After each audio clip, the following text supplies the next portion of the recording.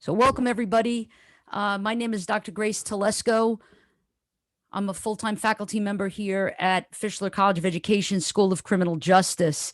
And we have a very exciting program for you tonight. It's called Behind the Mask, and it's a sociodrama about child protection, child predators, human trafficking. And, right now we're in January, we're at the sort of close of January, but January was Human Trafficking Awareness Month.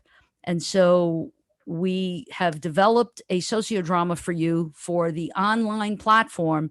We've done this before, but we've done it live in person. But because of COVID, right now, we've switched it to an online platform.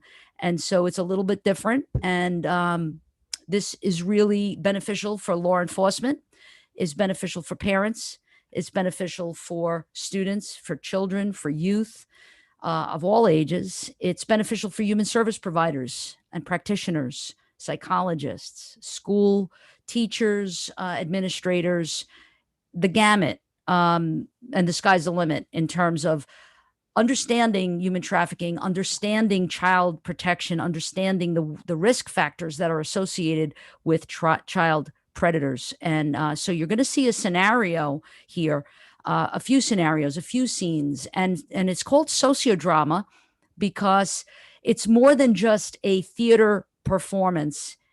It's beyond that.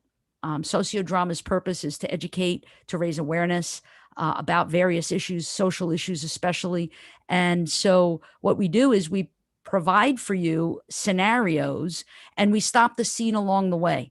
And at each point, at each segment where I stop the scene and say freeze, we're going to go to the audience. We're going to go to the audience members, those who are viewing us on YouTube, as well as those who are present with us right now. And so you're going to get an opportunity to talk to the characters who stay in character. In like when you go to the theater, let's say, right? You go sit and watch a play. You watch the whole thing, and then at the end, you leave with your friends and you talk about what the play was about and what you got out of it. Sociodrama is very different because with sociodrama, you have the opportunity as the audience member to fully engage in the scene, to fully engage with the characters. So I'd like to bring on our two experts. They are my colleagues from Fischler College of Education, School of Criminal Justice. I have Dr. Carmen Session, and I have Dr. Maria Levy-Mincy with us.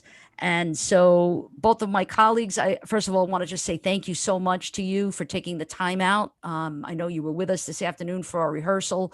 I so much appreciate everything that you do for us and for the school.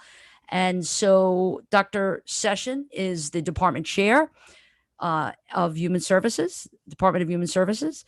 And Dr. Maria Levy-Mincy is also assigned to that particular department, but she leads the child protection program. So, Dr. Session, we'll start with you. If you want to give us a little bit about yourself, brag on yourself a little bit, and then we'll go to Maria. Thank you, Dr. Telesco. Good evening, everyone. My name is Dr. Carmen Session, and I am the Associate Dean in the Department of Human Services at the Fischler College of Education and School of Criminal Justice. I've been at NSU for the past 14 years, and my background is in human services and leadership.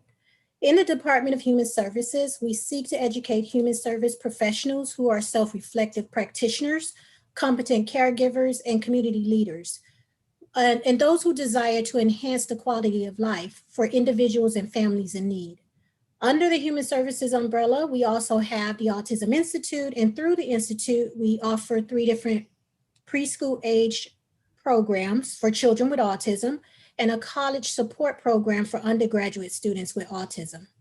I'm grateful to have the opportunity to join tonight's sociodrama with all of you to bring awareness to the child protection program and human trafficking. Awesome. Thank you so much. And Dr. Levy-Mincy. Hi, everybody. I'm very pleased to be here this evening as well. My background is in marriage and family therapy. So I've been a marriage and family therapist for several years. I've worked with children and families in all different types of situations, including, unfortunately, child welfare cases. So I do have some background in that area, which kind of lends itself to my experience as a lead faculty member in our Master's in Human Service program. I also have been at NSU for a while, for 12 years. I also have a background as a researcher with different disenfranchised populations, including individuals with substance use disorders. And I also work on training different providers on working with different populations, including people with substance use disorders, as well as children with special needs. So I'm very grateful to be here this evening, and I look forward to participating tonight. Awesome. Thank you so much. And so the Sociodrama Club, Stage for Change, it's a university student organization. It's student run, and I'm the faculty advisor for the club. And we put together these sociodramas on various topics. And so without any further ado, I'm going to ask for the ensemble to get ready while I read this quote.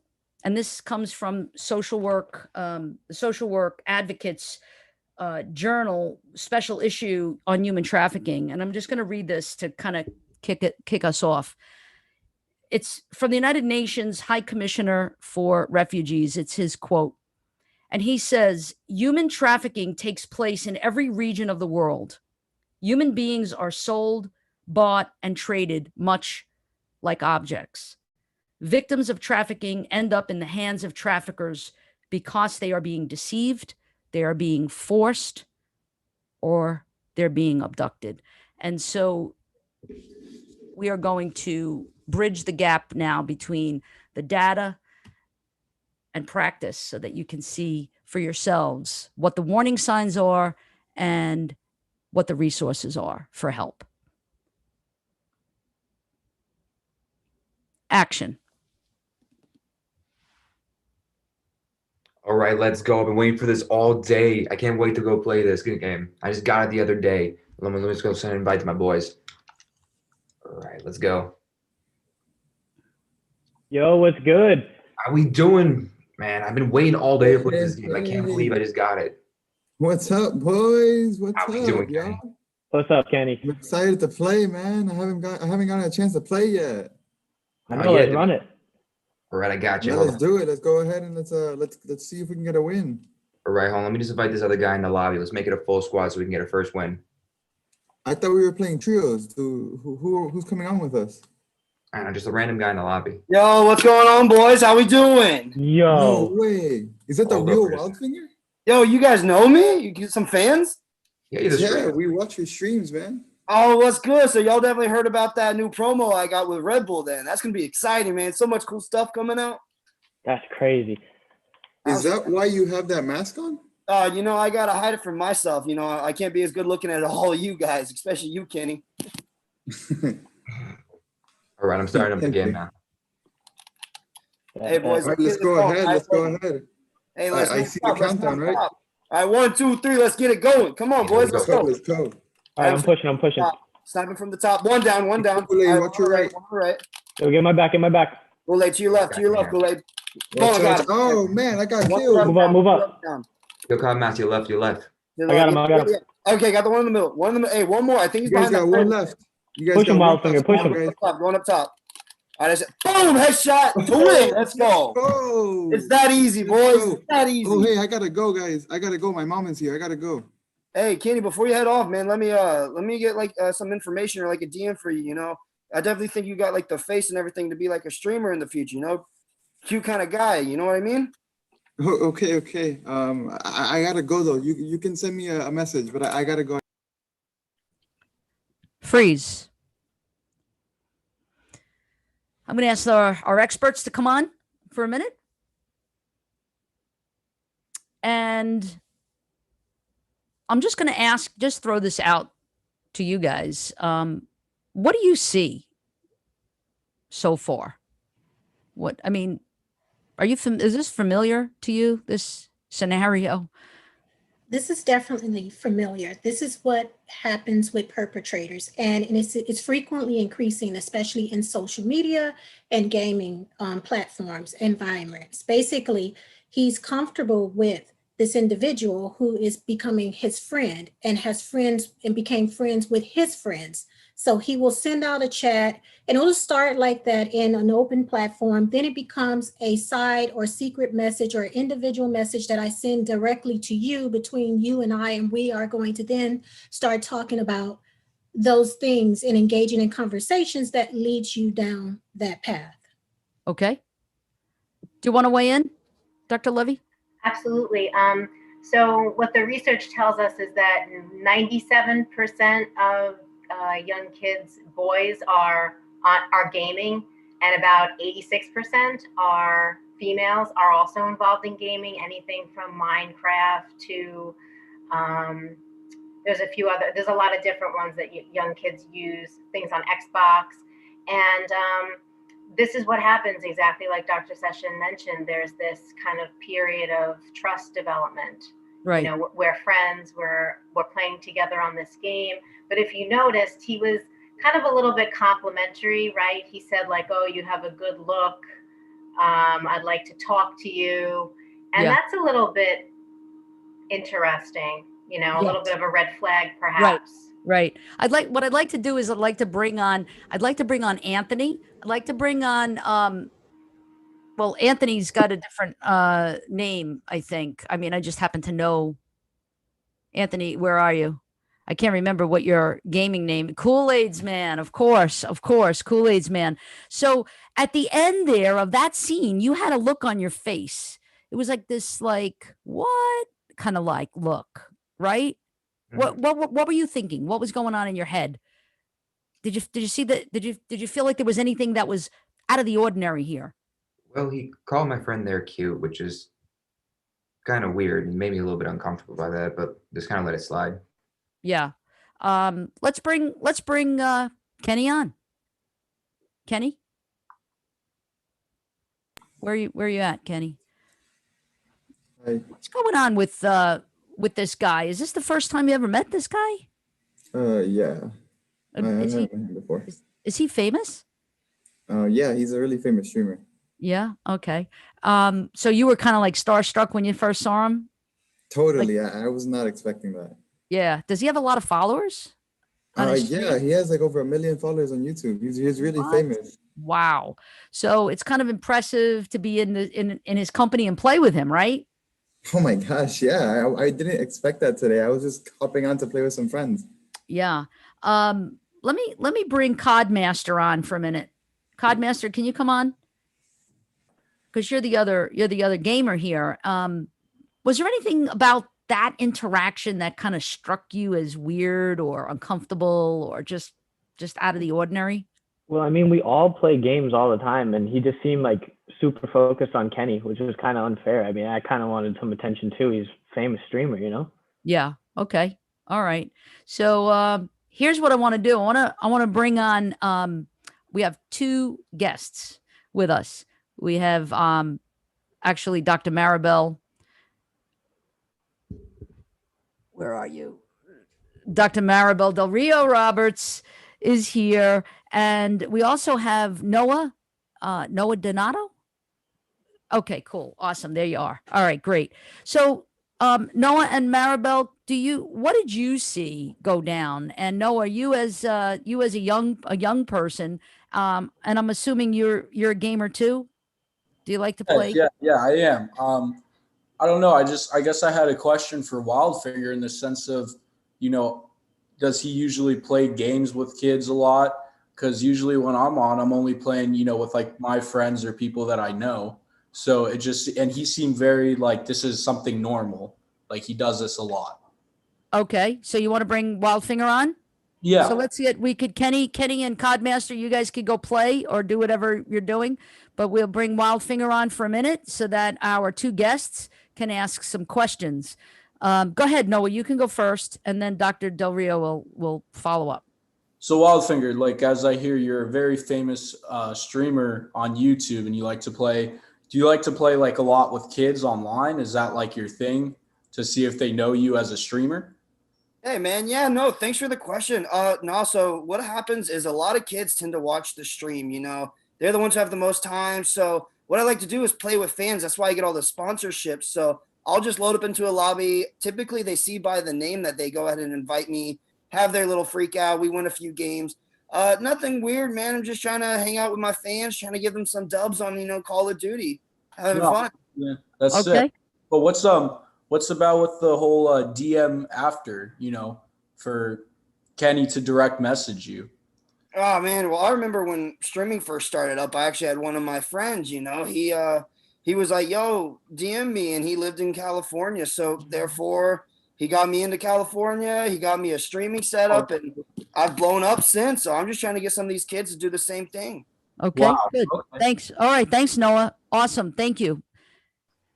Dr. Del Rio. So, Wildfinger, it seems like, you know, you're pretty well known, but it strikes me like you were trying really hard to impress some of these boys and to really get them to like you. Why did you really try so hard to get them to like you and give them, like, compliment them and do all those things? Oh man, nothing makes my day better than seeing kids smile playing games. I remember growing up, you know, that's what I used to do, always have encouragement. So I'm just trying to pump them up, get them ready for a dub. All right. Okay. Okay. So what if one of these have any of your gamers or your fans ever not been okay with your compliments? No, everybody just you know, everybody just wants to have that extra espionage kind of going into the game. Like I said, it pumps them up. We get ready and everyone just has a good time. Okay. All right. Thank you. Thank you so much. We're going to call you back later on for some more interaction. Wildfinger, thank you so much. I want to read some of the comments here from the viewers on YouTube.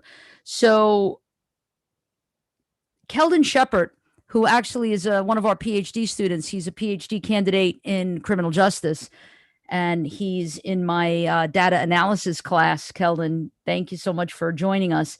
He says here the true identity of the potential perpetrator was not disclosed, and the making of Kenny seemed important. Open up the window for future interaction. Okay. He's clarifying what he's saying here. The perpetrator asked for initial consent to message Kenny, but it does not mean that he's going to want the messages that are to come that may be inappropriate. Yes, that's true. Absolutely. That's correct. And Keldon continues and says, preying on the potential vulnerability of a fan base in order to offend. All right, let's take it from here. Let's see where we go. We're going to go to the next scene. Action.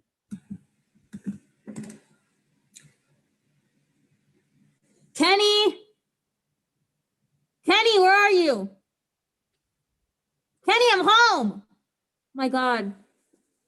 Kenny, get off that laptop. Oh my God, I can't. I have to be working 15 minutes. Did you take out the trash?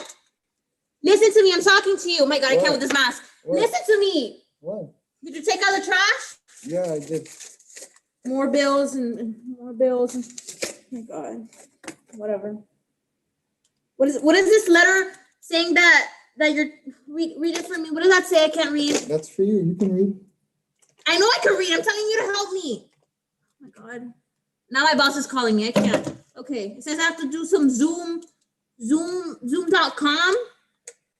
I don't know. Go do that. She says go do that. I don't know it. Read it. It says zoom.com. Go on zoom.com. I have to do some meeting with her or something. Okay, it's on. Go click it. Move. It's on. Move. I need to go. Really don't have time. Put my hair up. Hi. Hi, you must be Miss Rodriguez, Kenny's mom. Yes, I am. Am I speaking with Miss Camacho? Yes, that would be me. I'm so glad that you were able to make it to this meeting. Oh wait, you're his teacher? Yes, I'm Kenny's English teacher. Wow, you're so young. Oh, thank you. I graduated early. Yeah. Ms. Rodriguez, the topic of today's meeting is regarding Kenny's lack of participation in class and missing assignments. Kenny. Yes, Kenny Rodriguez. No, I've been doing my homework. He said he's doing all his work. All right, so perhaps he has been doing his work for his other classes, but for my class in particular, he has not been submitting a single assignment since the quarter began. No. He told me he's doing all his work. You have to check that grade book or whatever it is you put those grades in, because that's not like my Kenny. Okay, so Miss Rodriguez, you know, we want to believe that our kids don't lie to us, but I can be a testament that Kenny has not submitted anything. No. My kid is not a liar. Kenny's not a liar. He doesn't lie to me. That's not how I raised him. I raised him with good morals. I take him to church every Sunday. Listen, it's I know you might be in denial. Your son's career is going to be affected if he does not put more effort in and if he is not watched more closely. No. You have it all wrong. I raised him correctly with good morals, and he's doing all his work. So before you tell me how I should raise my child, you should focus on what you're doing, and because you look like a baby. So I don't know what you're talking about. Talking about Kenny, because y'all look the same age. Ma'am, my age does not have. Well, I don't have time for this meeting anymore, okay? I have to be in work in 5 minutes, and I really can't. I'm so sorry. Okay, bye-bye. Yes, bye-bye. Yes, bye. I can't believe you. Who does she think she is telling me how I should raise you? What is that? My God, I really can't. Did you take out the trash today? Yes. Okay, well, this paper, you know where it's supposed to go, and I have to go and change because I really don't have time for this. No. You're leaving again? Yes, I'm leaving. I have to go to work. Now I have to change my shoes. What? You're never here. This is probably why Dad left. Dad left because he wanted to leave. What are you talking about? My God, I can't with you. Ugh.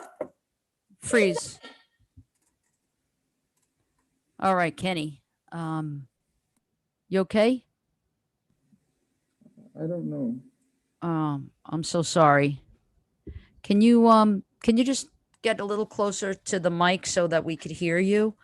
I know that you're very upset right now, and you should be upset. I want to bring on. I definitely want to bring in our guests. I want to bring in Noah, and I want to bring in Dr. Del Rio, please, for a minute. And I want to start with Dr. Del Rio because Dr. Del Rio by trade is really a practitioner. So she sees this and she's like, "Oh my God, her head is exploding." So, do you want to ask Kenny some questions first? Or should I bring the mom on, or have the mom just stay aside for a minute? I think I want to talk to Kenny first. Go ahead. Sure. And just kind of see how Kenny's feeling, because it somewhat seemed to me, Kenny, that you didn't really get much of a chance to speak up for yourself, and that you really doesn't seem like you are heard very often. Is that the case? Do you feel like your mom listens to you? My mom doesn't talk to me. I never see her. You never see her. You never see her? It's hard to hear you. Yeah, I don't see her that often. You don't see her that often. And when you do see her, do you feel comfortable talking about things that are going on with you? How you feel, your feelings, things that may be difficult for you? I used to talk to Dad a lot, but not my mom. You used to talk to your mom. So your mom obviously has a lot on her plate, and she seems like she's overwhelmed. And it seems like because she has so much going on and she's overwhelmed, she's kind of on edge and a little irritable and just doesn't really have a lot of time to talk. So who do you talk to? Do you talk to anybody now that Dad is not around? My friends, when I play, I talk to them. You talk to your friends. Okay. Do you feel like you can talk to your friends about anything? Most things, yeah. Okay. Even things that are maybe uncomfortable or private about how you feel? No. No, not really. Okay. So you don't really have anyone to really turn to? No, not about anything like what my mom does, no. Okay. Thank you. Thank you. Let's hear from Noah. Hey, Kenny. I just wanted to know, man, like, how does this trigger maybe actions that you might not normally do, or maybe other people can get to you more easily just because you feel so alone at your house? You know what I'm saying? Yeah, I mean, I try to make a lot of friends wherever I can because I don't have that many friends at home. My mom isn't too nice to me. Yeah, I understand that, Kenny. Yeah. Thanks, Noah. I want to bring on our experts too, and I want to see if maybe we bring back mom. Let's bring back mom for a minute. Kenny, actually, you can. We're gonna do a technique here. We're gonna do a little technique, and in sociodrama, and this is called bubbling. So we're gonna bubble. We're gonna bubble Kenny right now. So Kenny is kind of in an isolation booth. He's not hearing anything that's going on. He's safe, but he's not in this conversation. All right. And we want to target you, Michelle, Mrs. Rodriguez, for the next group of questions. Okay. And we have Dr. Session is on and Dr. Levy Mency is on as well to talk about with you some of the things that they're seeing. Dr. Levy, do you want to start? Sure. I'm noticing that you're really kind of stressed out. Is this the way your days are all the time? Is this your regular schedule, or is today different in any way? This is kind of my regular schedule. After Kenny's dad left, it was just so much more on me. I took on 2 jobs. I try to give him everything I can, food, shelter, everything. But sometimes, daycare center, he's big enough to take care of himself. He's not 8 years old, so that he can't cook his own food. But that's expensive, and I really can't. I mean, it's either I'm putting food on the table or I'm sending him to childcare, and that's just not going to happen. So you have to kind of choose. There are major competing things in your household, and it's really just whether you feed him versus whether you have him being cared for or somebody overseeing him. You can't afford that. I can, and my parents are not in the area. They live far away, so I can't even leave him with his grandparents. So do you feel like you're able? So you don't really get a chance to talk to him about what's going on in his life? Not really. I mean, if he needs something, he just lets me know, and that's about it. And who do you talk to? Who's your support? Well, I don't have anyone. I just have to take care of everything myself. So you don't have any close friends or anyone that you can kind of confide in about how you're feeling or what's going on, even with things that you might be concerned about with Kenny? Not really, no. Yeah. All our friends were with my ex-husband, and then now that he left, I've kind of just detached from them, and I kind of don't want to associate with them anymore. It's kind of difficult. So, Dr. Session, I'm going to give you the option. Do you want me to unbubble Kenny? Would you want to talk to Kenny and then I can bubble the mom, or you want to talk to the mom? What would you? I'd like to talk to Kenny. All right. So, mom, you're bubbled now. You're bubbled now. And Kenny, you're not bubbled any longer. And Dr. Session wants to ask you a question. Hi, Kenny. When your mom is not around, do you feel like you're craving love, affection, or maybe a sense of belonging, or do you feel protected? I don't feel protected, no. Have you told her how her absence makes you feel?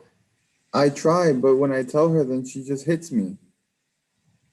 And what do you do for protection? Do you go to your friends in the gaming community? Do you to talk to your friends on social media? What is your outlet for feeling? I play video games with my friends.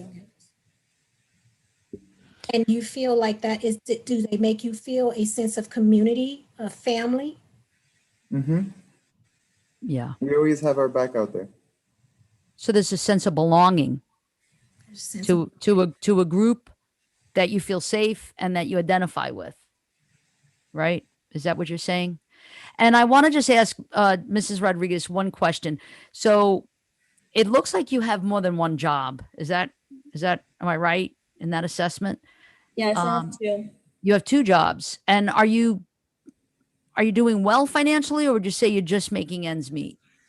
I'm just making it. I wish I could give Kenny more, but right now I'm working 2 jobs, one cleaning in a hotel. It's hard. All right. So I want to just do a couple of comments here. There's just actually a couple of statements. So thank you, Kenny, and thank you, Mom. You can step off a minute, and we'll bring you back later. But thank you so much. And Dr. Session, Dr. Levy-Mintz, if you guys could come back on a minute. So I just want to read some of the statements and see if you resonate with any of them or if you wanted to add to any of them. Keldon says Kenny's mom is not as involved in her son's success. She's very quick with him. Mom is not able to accept feedback about her son's progress. She yells at him, doesn't have time for her son, seems like a burden to her. Taj, who's in victimology undergrad with us, says Kenny seems to be afraid of his mom and misses his dad. His mom didn't really listen to what the teacher had to say. And also, Latchkey describes when a child is at home majority of the time due to parents working extensive hours. And Crystal Clark says, Mom may be doing her best, but she's overwhelmed and isn't engaged with her son. Her absence results in more online gaming for Kenny. He's isolated and susceptible to whoever offers him attention. So this is a perfect storm. We've got a kid, right, that's from a low socioeconomic situation and environment. We've got a mother who's got 2 jobs, who's very overwhelmed, who seems to hit her kid a little bit more than any of us would probably like, right? Does anybody want to weigh in on that? Did a lot of hitting was happening, a lot of shoving. So this is a perfect storm, right? It's a perfect storm for what? Child predator? Yes, it is. So that's a great segue to the misconception that's out there in terms of what human trafficking is. You know, a lot of people think that human trafficking would be kids being kidnapped and sold internationally. But the reality is that human trafficking is happening right here in our communities. And the victims can come from any range of income levels, race, sex, age, or socioeconomic or educational status. So it is really about exploiting that child for monetary gains. In this situation, the predator is hidden. It's a hidden predator, and they use these tactics to get access to children. And when a child has these unmet tangible needs, you know, longing for love, belonging, protection, all of those things, they are going to seek out what they think is comfort in the perpetrator. Exactly. Maria? Absolutely. And along the lines of what Dr. Session was saying, that's what these predators do. So the predators are similar in the way that they can come from any walk of life, any demographic, but they have the formula down pat. They know to utilize their privilege. In this case, this particular gamer has a status, right? And so, you know, it makes Kenny feels special that he was singled out by this person, contacted by this person. He wants to DM me, right? And it gives Kenny this sense of belonging, a sense of being wanted, a sense of being attended to that he's not, you know, getting. So, you know, that's absolutely, like Dr. Session said, those are risk factors. The risk factors that are associated with this, you know, having, you know, a parent that is not able to attend to their child because of their competing needs. And so she doesn't have time to look in on what he's doing because she can barely put food on the table.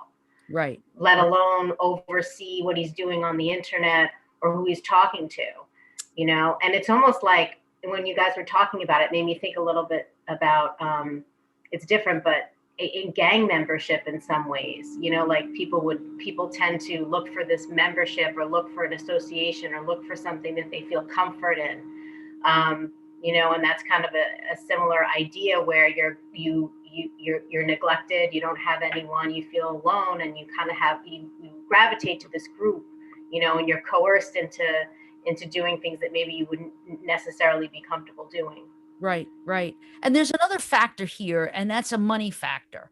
And oftentimes in deceit, where there's this deception on the part of the predator, zeroing in on their target, the victim, money and fame and success are motivators. We see this with international sex trafficking, where folks from poor countries get lured in to become famous or to become rich or to make, to become successful somewhere in modeling, let's say, and then they're lured in.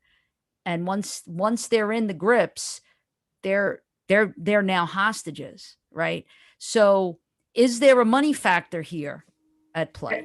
There's the economic factor, absolutely. So oftentimes what these predators do is they offer them something of value, whether it's, I've read some stories about some of these online predators offering free iPhones for signing up, for getting involved in some of these things, offering them really gifts, money of any kind, flattery. And then oftentimes they make promises, that address that person's needs. Right. And then they play on that. Yeah. And we see also that there's the victims here, and we don't really know definitively yet, but we've got some hints that we know the direction that this is heading in. But we see the victims are males, young boys. Does this cross all gender, all race, ethnicity, socioeconomic? It does. Experience, it crosses all of those. That. Yes, and there's really no single pathway for how children become victims of human trafficking. They can be coerced by peers, recruited by traffickers directly, in person or online, abducted, sold, forced by a family member or a trusted adult. But there is a comprehensive list of criteria for those who are a little more vulnerable than other children. And it's those with trauma issues, children who have histories of being in the child welfare system. We have those who are transitioning from the foster care system or in the foster care system, children with an involvement in juvenile justice system, those who have a history of running away. And 1/3 of children who run away from home, they are approached by predators, and many become victims of human trafficking. We also have children who have experienced homelessness. We just talked about this, those with families with financial problems, those from families with substance abuse or mental health problems.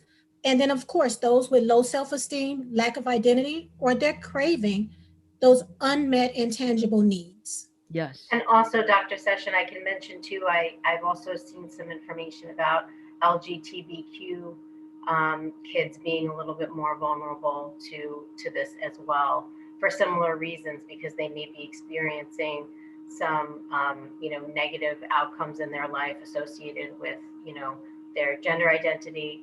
And that might make them struggle and want to connect to somebody who accepts them. Excellent. Yes. And I also just want to mention, though, less than 10% of these trafficking cases actually involve kidnapping. So a lot of these cases are happening, you think your kid is safe, but these things are happening and they're going on online, and they could be going on for a long period of time online, where your child is being threatened or coerced, and they're under your roof and you have no idea. Yes. Yes. And that's why programs like this are so important, to educate folks, parents, teachers, and kids themselves about the potential harm and risk that's involved here, and how dangerous this is. Because once you're in the grips, it's very hard to get out. And I thank you so much. We'll come back to you guys in a second. I want to just read a couple of comments from our viewers on YouTube. So Tony Matola, who is a also PhD student in my data analysis class, former law enforcement, if I might say out loud, also is weighing in about how difficult, in terms of law enforcement and the legal ramifications here and the legal perspective. So he says gaming chat rooms are often not monitored like web browser chats are, and cannot be easily subpoenaed. He also goes on to say, to stop cyberbullying, online predators, sextortion, human trafficking, and even radicalization by gangs and terrorists, it becomes problematic for law enforcement investigations. We're going to see in a little bit, in a couple of scenes from now, kind of bird's eye view into law enforcement and a law enforcement response. And Lori is also in my PhD class, says teachers wear many hats, and that includes supporting parents. Yes. So I hope that we have some teachers that are watching tonight. Let's go to the next scene. I'm going to stop my video and I'm going to say action. All right, let's see if Wildfinger wants to play with me. I haven't played with him in a while. All right, I sent him the invite. Let's see if he joins. Kenny, what's going on, boss? Hey, I wasn't expecting you to join, man. I've missed playing with you. Yeah, it was actually funny. I just ended my stream and I was gonna play a few regular games, and I saw your invite, so figured I'd hop on for a little bit. Oh, that's awesome. All right, let's go ahead and let's get some dubs like we did last time. Yo, let's do it. Yo, I will say before you start the game, can I ask you a few questions? Yeah, sure. What's up? So, I saw you didn't open my last DM, and I was trying to tell you, Kenny, I think you'd be really good for coming on as a streamer. I mean, look, you're super handsome, man. You got such beautiful eyes, and I think everybody would love you. They would treat you so nice on the web. Thank you, but I don't know if I'm good enough to be a streamer like that. Oh, that's not worried about. Listen, man, you just come on here, you make people laugh, have a good time. They see somebody as cute and joyful as you. Oh, they're going to be all over it. You can just play with some other bigger streamers like me, get a big name for yourself, and then the rest is yours. But I mean, I can't just leave my mom or leave school. Don't worry about it. Listen, your mom, it's free income for her, and school, you're not going to need school when you're making all this money, going to streamer parties. I mean, do you want to hang out with Ninja and Dr. Lupo and stuff? That sounds really fun. And I mean, you're right. I didn't think about the money. I could help my mom with it. That's what I'm saying. It's so much fun here, man. We all just start drinking, having a good time, hanging out. Like, I think you would really enjoy that. And like I said, everybody would love a cute kid like you. They just want to pinch those little cheeks, man. I'll tell you that much. I'm not 21, and you said drinking. I'm not 21. How are you 21? Don't worry about it. I mean, everybody here drinks. It's okay. All I need to know is, what do you think? Coming to California, like packing a bag, and I'll send you a plane ticket. Okay, that sounds awesome. Yeah. Right? There we go. That's the spirit. I'll go ahead and I'll pack a bag now. Okay. There you go. Yeah, I'll send you a flight ticket over, and we can get you on a plane, get you going, get some all that action going for you. Freeze. Okay, that sounds great. I'm gonna end the game search right now, and then I'm gonna go ahead and pack a bag. All right, you can send me the information for the plane ticket. Awesome. Later, cutie. All right. Freeze. So it's getting more and more intense. It's building up. I'm going to bring on our guests first and see if they have any questions for any, whether it be Wildfinger or Kenny, any of the characters. I have a question for Kenny. Sure. So Kenny, how did you feel, when Wildfinger was, giving you all these compliments and wanting you to go hang out with him in California? How did you feel about that? I mean, the compliments were a little bit weird, but I mean, it's okay. He's saying that I can be a good streamer and that it's important. Okay. Do you plan to ask your mom for permission before you go, or you're just going to head out and go? No, it's going to be a surprise. I think I'm going to surprise my mom with the money from the first paycheck. Oh, okay. And you don't think she'll be worried at all if you're not around? My mom's almost never home anyway. So, I mean, by the time she'll find out, I will already have the first paycheck for her. That way I can help her out with rent. Okay. And do you find Wildfinger to be a little creepy with that face because you don't really know what he looks like? Does that worry you at all that you don't really know what he looks like in real life? I mean, he's a famous streamer, and that's part of his identity as being a famous streamer, having the mask on. So, I mean, that's just all I've known. Okay. Okay. Thank you. Noah, you have a question for Kenny or Wildfinger? Wildfinger, actually. Okay. So Wildfinger, I mean, it just sounds like kind of like almost creepy to ask like, a young boy like this to fly out to California. Like I guess like what is the motive behind that? I mean, I think you're just getting creeped out by the mask, but it's okay. No, so I mean, like I said, growing up, everybody, wanted to push me to be someone better. And, even like I've heard through the mic and he's told me about, his mom and issues at home. And, if he's got issues home and focusing on school, let's bring him out to somewhere where he's going to succeed. He loves playing video games. He loves hanging out, loves having fun. And I don't see why I can't support him in that way. I don't find that creepy. So you're just trying to tell him that this is like the best thing to do for himself. It's absolutely the best. He's going to have so much fun. He could become the next Wildfinger if he wants to. Gotcha. Well, thank you, Wildfinger. Yeah, of course, man. Question for Wildfinger too. So Wildfinger, what do you get out of it? Inviting, like, is this something you do all the time? Helping all these young boys trying to become famous? And what do you get out of it? Yeah, so a lot of them, they don't really want the response. They have either stuff going on or they're too busy. But every now and then there's always the one who wants to become, the next big streamer. And, of course, the more people that hang out with me, if he becomes big, I become big, even more than I am, it's more money for the both of us. So it's a win-win in my eyes. So we got a couple of questions here. I'm going to read them. First, Kenny, can you come on, Kenny, please? Question here from Lori is, how old are you? I'm 14. You're 14.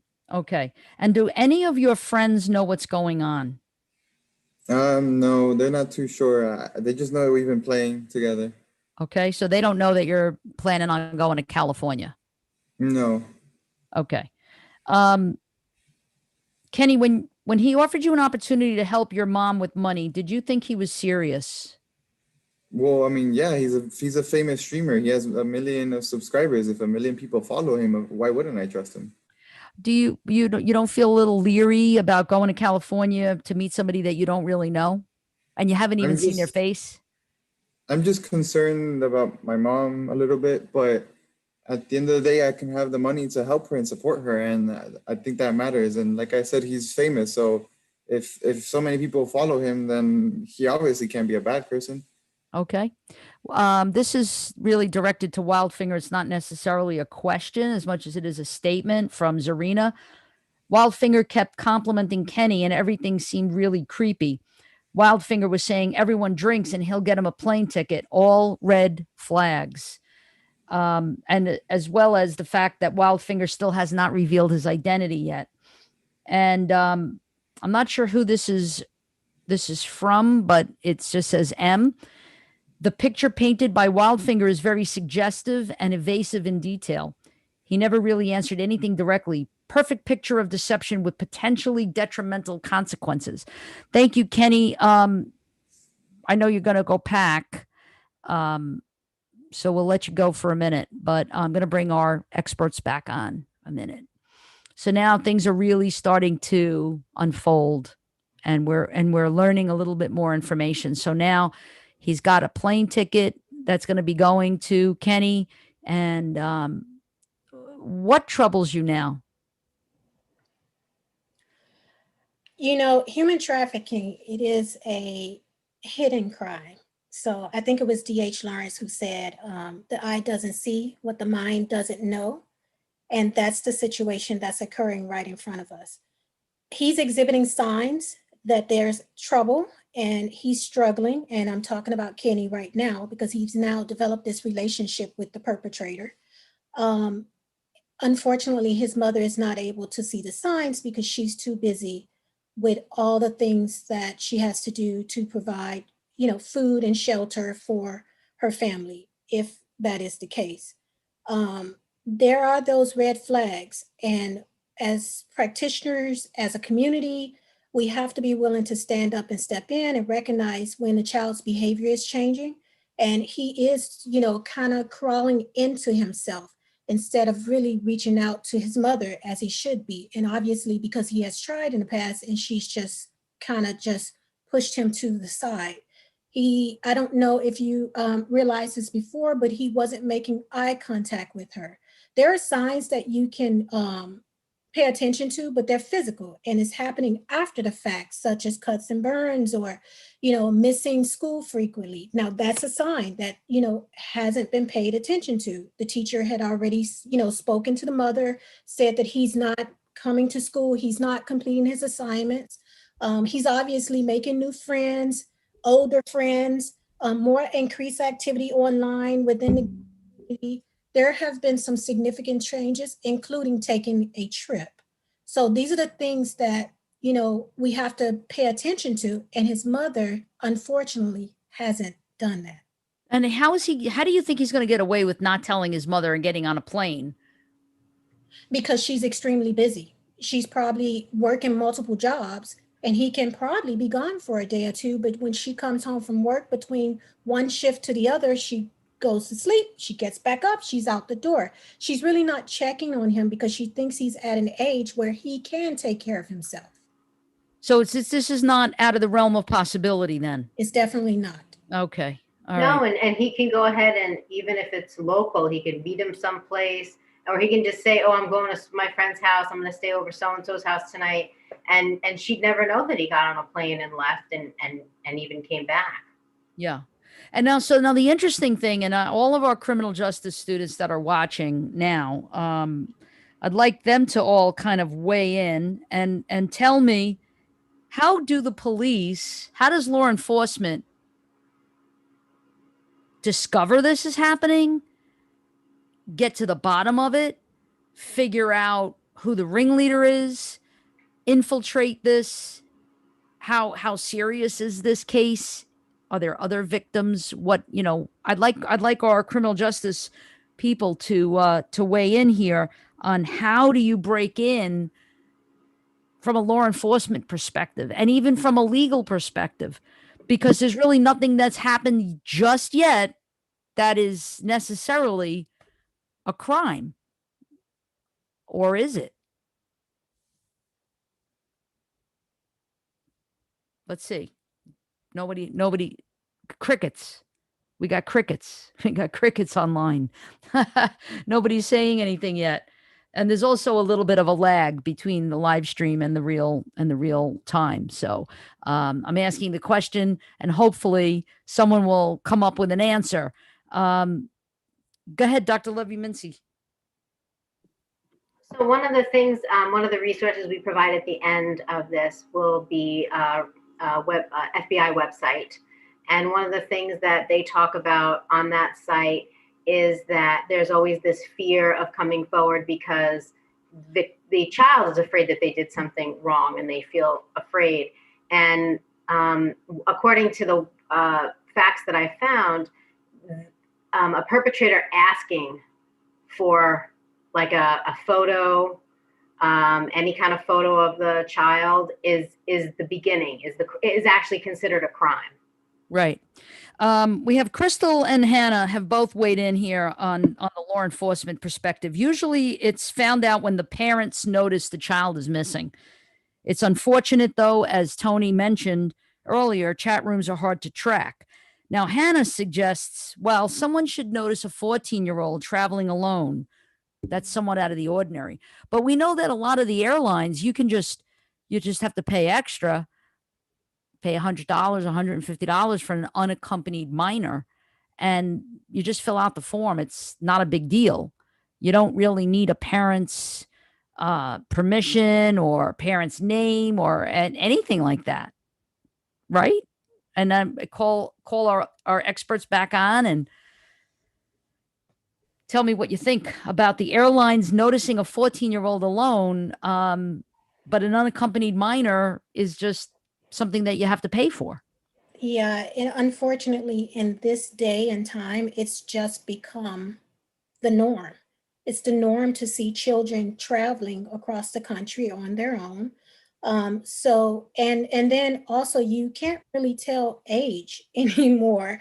The way that the child dresses can make him or her appear to be older than he or she is. So those are things that you have to take into consideration. I did want to follow up on something that Dr. Levy-Mincy said. There's quite a few different definitions out there about what human trafficking is. But when it comes to children, there is the common definition of CSEC, which is the commercial exploitation of a child in exchange for money or goods. And any child, any person under the age of 18 years old involved in a commercial sex act is considered by all definitions a victim of human trafficking. There's no exception to that. They cannot consent to doing any of these things. We're not to that point yet because obviously that hasn't happened. But if we do get to that point, it is a crime. Okay. I also want to comment on that as well. I think that along those same lines, a lot of the time what ends up happening is that children don't always want to come forward when this is happening on an ongoing basis. And again, they're not kidnapped. It may just be happening. What happens is as soon as they agree to one thing, maybe provide a picture or something like that, then what happens is the perpetrator will typically utilize that as their control method. And so the victim becomes trapped. And oftentimes they'll try to control the victim by saying, I will, release the pictures that you've sent me. I'm going to tell your family. I know where your family lives. I'm going to hurt your family. So they scare and coerce the child, and the child oftentimes feels as though it's their own fault because they were, they were vulnerable and they provided a picture or something like that, that now this person is using against them and using as a tool to continue to get more out of them and more out of them. Yes, yes. I'm going to read you a couple of comments. This comes from Hannah. Someone should notice a 14-year-old. Oh, she already said that, right? Traveling alone. Keldon says, due to Kenny's mom not being involved, there's a greater chance of it being an unfortunate situation that Kenny's missing, and it might be too late. Usually law enforcement, this is from Taj. She's from our victimology course, undergrad. Usually law enforcement discover these cases based on other open investigations since human trafficking is underground. And Keldon's not sure that Kenny really even looks 14, as Dr. Session mentioned. There is the issue of the child not fully understanding the crime that may be taking place. As well, a child may have fear of blackmail. That's interesting. How can victims of these controlling methods feel safe in approaching law enforcement or adult figures to avoid coercion? What conversations can be held? And what percentage of victims come from broken homes? So do we know any of these answers? How can victims of those controlling methods feel safe in approaching law enforcement or adult figures to avoid coercion? What conversations can be held? And what percentage of victims come from broken homes? I can just speak a little bit to the law enforcement piece. So as I mentioned, the FBI has had a lot of focus on this, especially in terms of what they call sexploitation, which is what we're talking about tonight is actually considered sexploitation, which is this online business. It's considered sexploitation. And what they talk about is just the fact, and their whole campaign is just around the fact that, it's not your fault. This isn't a crime. You have not committed a crime. And when you're ready, you can talk to somebody. And it's really important to just keep these lines of communication open. Allowing anonymous hotline numbers are available that a child can call to just talk about what's going on. So there's a lot of different resources that they can tap into, but it's really just focusing on letting them know that, they're not in trouble, that you're sorry that it's happening to them, they don't deserve it, and that they haven't done anything wrong, and that they're a victim of a crime. Yeah. And this, speaking to this question about the percentage of victims that come from quote unquote broken homes, would you agree, and Dr. Session, maybe you want to weigh in on this, would you agree that it makes victims much more vulnerable because of the issues that we raised earlier? Here's a single mom, she's raising her kid by herself, she's working 2 jobs, she's barely making ends meet, she's probably exhausted. So and through no fault of her own, Kenny's dad left the scene. So even though Kenny wants to blame her for that, nevertheless, I'm sure it wasn't something she really wanted, to be left alone to raise Kenny. So do we have any kind of a feel for, are these cases, are these victims that much more likely to become victimized? They are. According to the research, it does make them more vulnerable to a trafficker. However, a child's experience with one or more of those factors is not a definite indication that they will be trafficked. And the same goes for the absence of any of those risk factors. That doesn't mean that it's an indication that the child has not been trafficked or is not at risk of being trafficked. Again, the traffickers are the great uncle that you had, the corner store owner. You know, these are people in our neighborhoods. So there's no rhyme or reason. And Right. exposure and risk is exposure and risk. And that's exactly why we're talking about it. And just to kind of piggyback, I'm sorry, go ahead, Maria. So I just want to mention, I have a copy of the National Human Trafficking Hotlines report. Their latest report from 2019 provides a list of the top 5 risk factors and vulnerabilities for trafficking. So these are the ones that they have provided. And so the number 1 risk factor was substance use concern. Number 2 is being a runaway homeless youth. Number 3 is a recent migration or relocation to wherever you're living. Number 4 is unstable housing. And number 5 was mental health concerns. So, I mean, having, for Kenny, coming from a broken home, a runaway homeless youth, the recent migration, the unstable housing, those, and the mental health concerns could all be part of that picture potentially. Yes. Absolutely. And yeah, so Keldon says, and this is really good, there are a lot of resources that are available. Luckily, some agencies work with certain school districts in order to give presentations on sexual assault, sex trafficking, and abuse. Yeah, and that's why, sociodrama is such a great tool to really, this goes beyond the presentation. This is an immersion learning is what it is. So we're stepping into the shoes of Kenny and stepping into the shoes of what some of these potential victims might be facing. And I want to piggyback on something that was raised earlier about how can you feel safe in approaching law enforcement? And we're about to segue into the next scene, which is going to be 2 scenes that you get to see law enforcement, actually FBI, interviewing one of the victims and then later interviewing Kenny. So the FBI is in the middle of an investigation, and we're going to be tuning in right now into a conversation between an FBI agent, and you'll recognize him from the first scene. I'm going to stop my video and say action.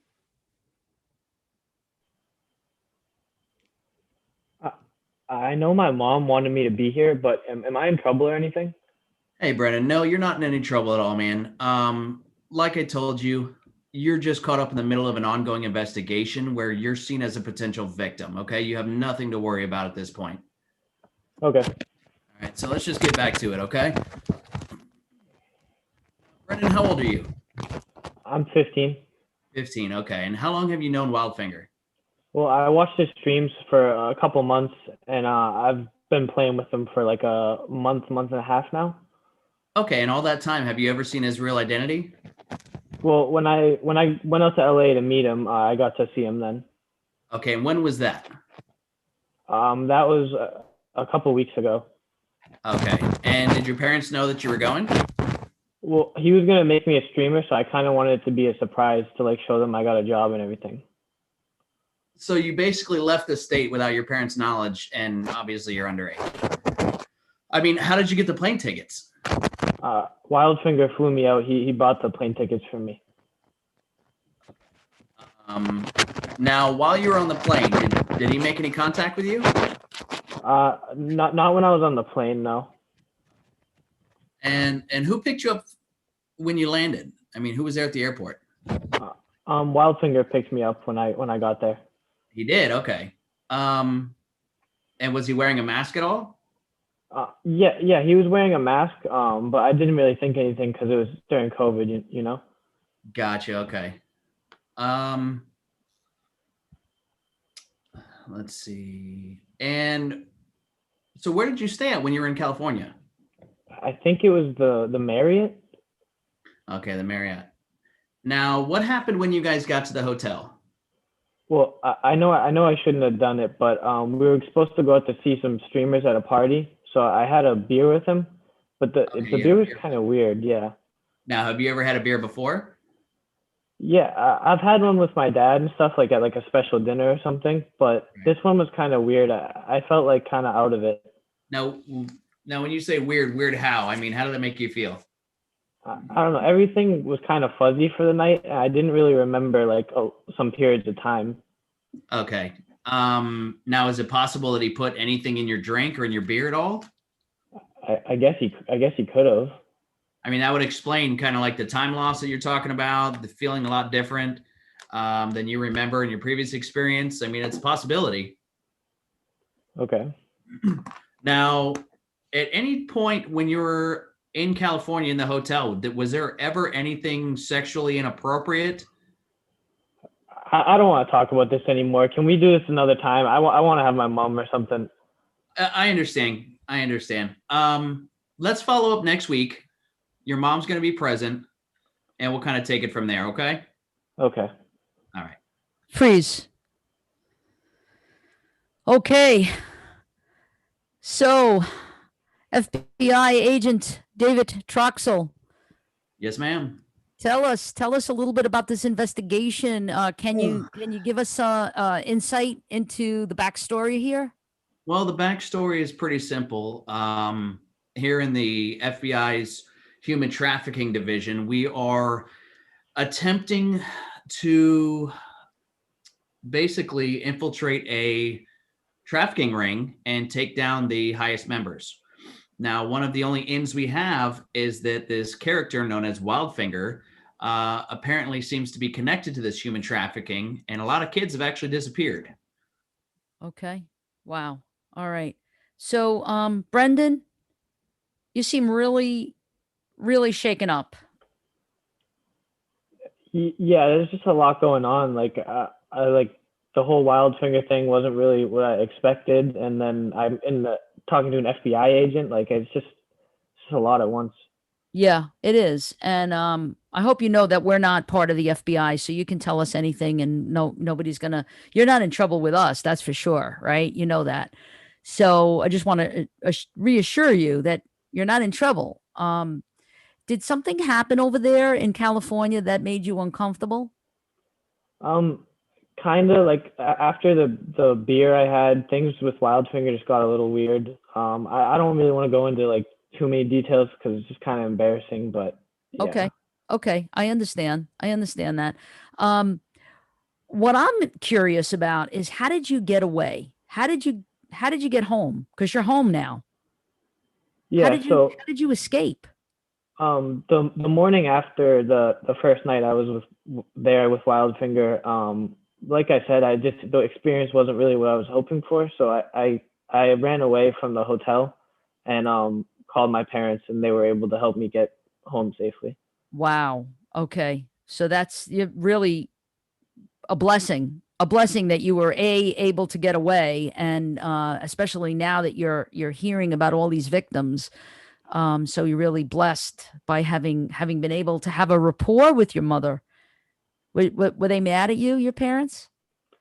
They were not really mad. They were just really happy that I got back safely. They were a little upset that I didn't like tell them up front, but overall they're just happy that I'm okay, you know? Absolutely. And they're willing to cooperate with the FBI?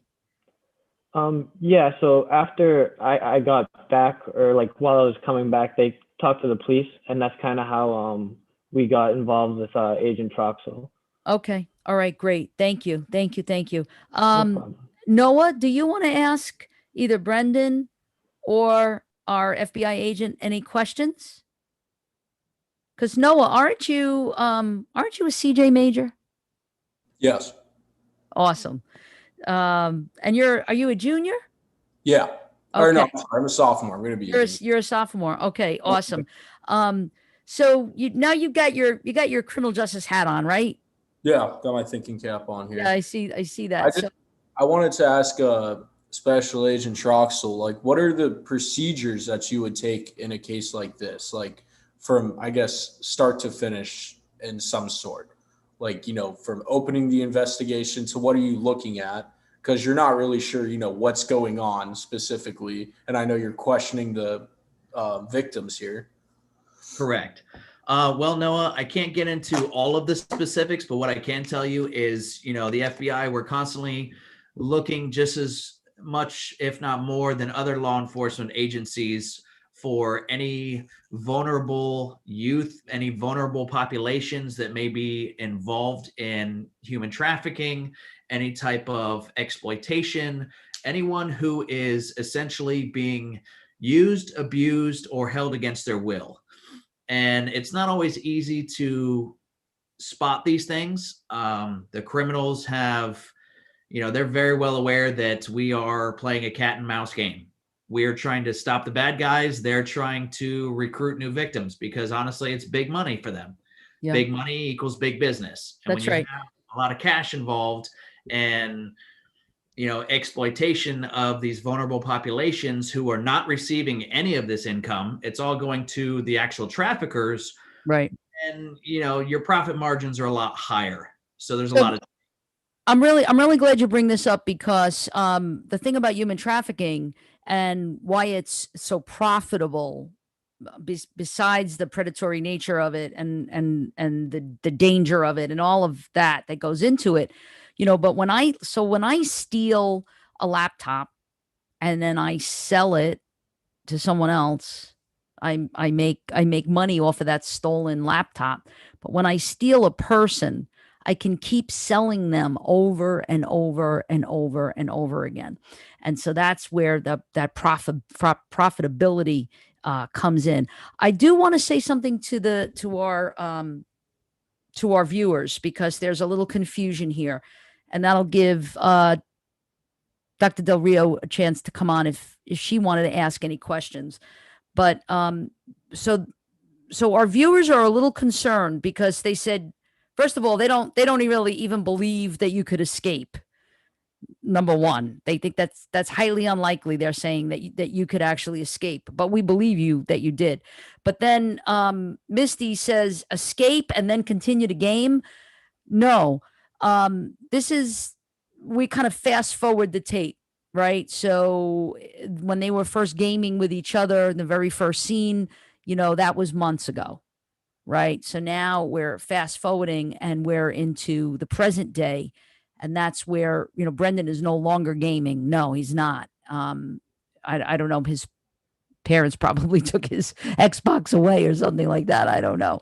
But go ahead, FBI agent. And then Dr. Del Rio, I know, has a question. Well, one thing I do want to mention in retrospect with this is these perpetrators, they're not working on just one victim at a time. They may be working on a dozen victims at one time. So it's all like a big cat and mouse game, really. Yep. Okay. Dr. Del Rio, do you want to weigh in, and did you want to ask any questions of any of the characters? Yes, I actually wanted to ask Brendan a question. So is there anything that you would tell kids to maybe look out for in order to help prevent them from being in a similar situation or going through a similar experience that was so, obviously it seems like it was terrifying and, really had a strong impact on you. So are there things that they should look out for? Yeah, I would say try to stick to like playing with people that you actually know, like your friends from school or something like that. And just be weary of like promises, because you don't really know, especially if you don't know the person, you don't really know what you're getting yourself into. Okay, that's great advice. And I guess I have one more question for you, Brendan. Have you ever thought about talking to a therapist about your experience and what you went through and trying to get some support in that way? After everything, my parents are kind of looking into getting me into doing something like that because they think it would help me. Okay. So thank you so much. And so thank you guys. I'm going to bring our experts back on.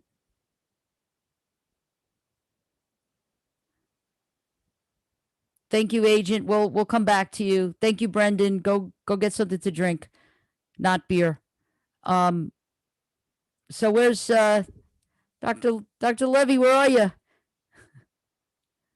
I hope we didn't lose her.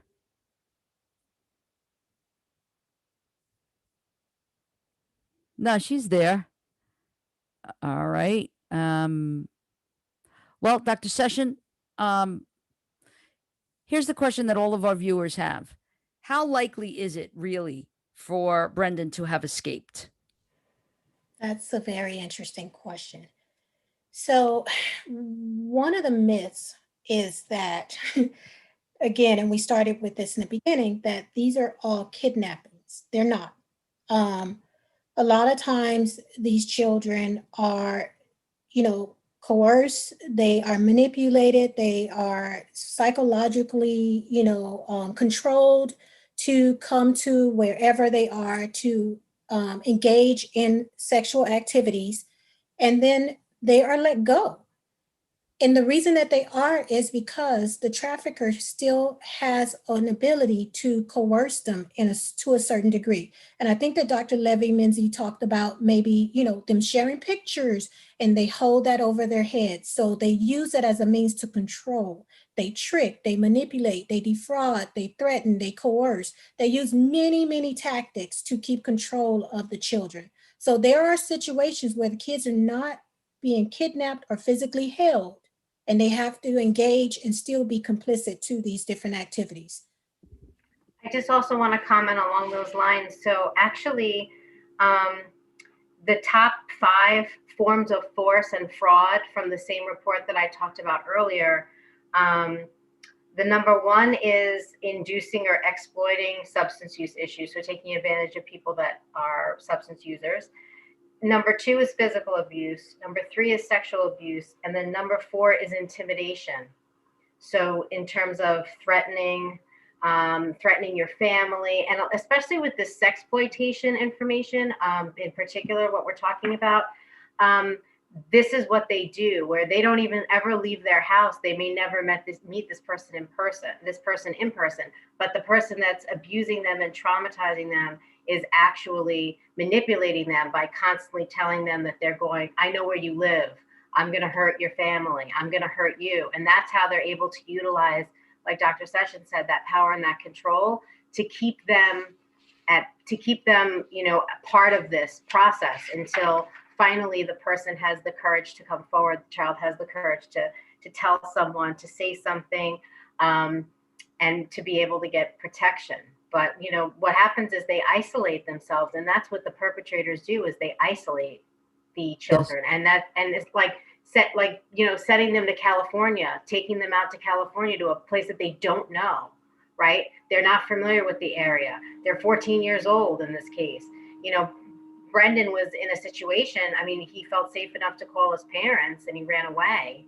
But if his parents couldn't pick him up, where would he have gone? He's a minor alone in a place that he doesn't know. Right. So isolating them from their friends and their family. And then I think Dr. Carmen also mentioned this in terms of isolating them and getting them, they become more introverted, right? And you notice these behaviors.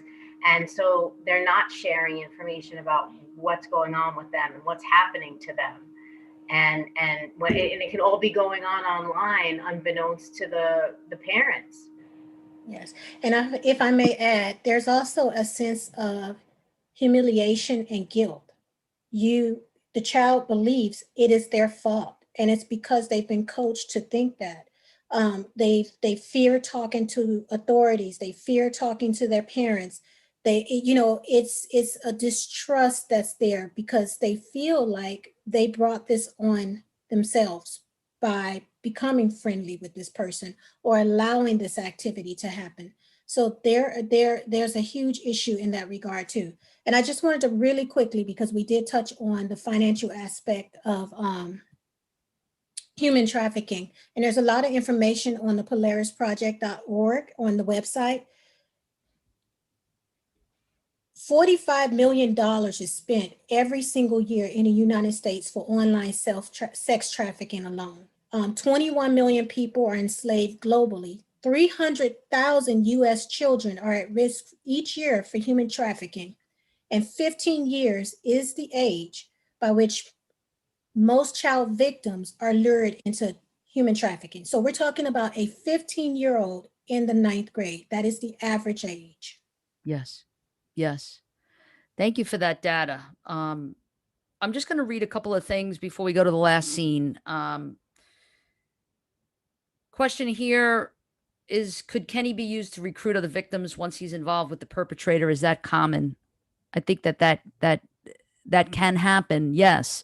And just like hostage, there's a lot of the same trauma and a lot of the same phenomenon that happens when someone's taken hostage.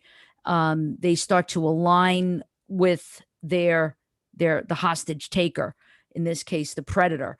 And it's for survival. And this speaks to what Dr. Session was talking about in terms of guilt, feeling guilty that there was somehow co-opting going on, and that I'm liking this attention, or I engaged in some sort of sexual behavior that made me uncomfortable, but now I feel guilty about it. So there's all these different dynamics at play that keep the victim isolated and keep the victim there. Going back to one of the other questions that was asked about what's the likelihood of escape? It's not likely, but it doesn't mean that it can't happen, right? It does. It's not probable, but it's possible. And if you can get away, they urge you to get away. Call 911 immediately. If there's someone who you feel you can trust that's in this ring, but that's unlikely, right? To befriend someone in the ring who's going to let you out. But if you can escape and you can get out, to call 911 immediately. And in this case, Brendan called his parents. All right. Let's go to the last scene. I'm going to stop my video. And by the way, we're fast forwarding this to an investigation and an interview that is in progress.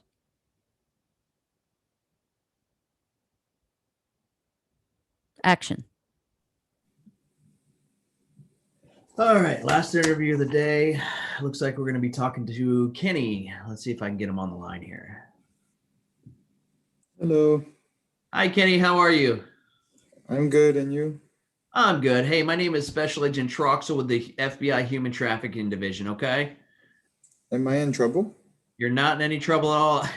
Honestly, I've been getting that question all day. You're really not in any kind of trouble. In fact, I've already spoken to your mom, and she knows that we're on here talking, okay? Okay. Yeah, I've already gotten authorization from her.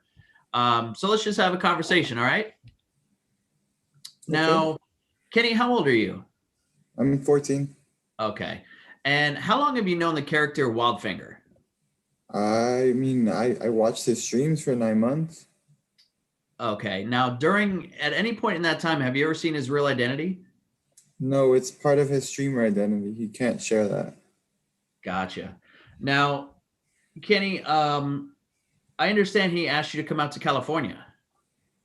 Mm-hmm. Okay. For what purpose? He said that there's an opportunity for me to be a streamer there. Okay. Now, do your parents know? Do your mom know about this? No, I'm gonna surprise her with the money. Oh, I don't know why this seems to be a theme today. Again, you're underage and you're going to travel across country and not even let your mom know? I mean, that doesn't seem a little off to you? I mean, it's not like my mom's gonna notice. She's not home anyways. Okay. Wow. Now, did somebody send you plane tickets, or how are you getting there?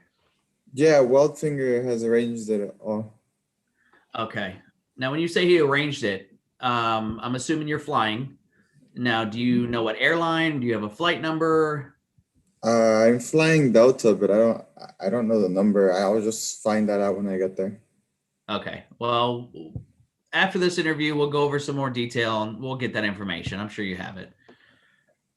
Now, do you know the name of the hotel you're going to be staying at or anything like that?